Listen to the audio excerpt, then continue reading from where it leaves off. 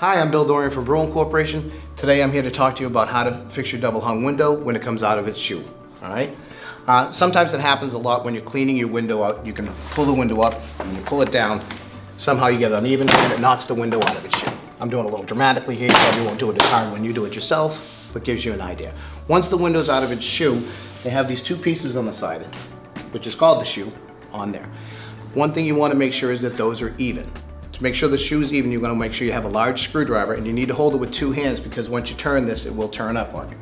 So to adjust the height of the shoe if it's uneven, you just turn the thing counterclockwise and allows the shoe to move up and down. And once you want to stop, you turn it back to its face up and position it to lock in place, just to give you an idea on that. All right, so I'm going to pull this one back down to even it off with the other shoe that we had. And again, use two hands. You want to try to get them as even as possible. It doesn't have to be exact, but you want to do it as close as you can. Once you have them even, you want to take your window. You have 2 feet on the end of the window on each side. Those feet go inside the shoe.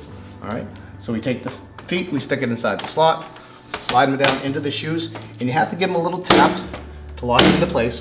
But once you do that, the window should block up, go into place, and move up and down perfectly for you. Thank you.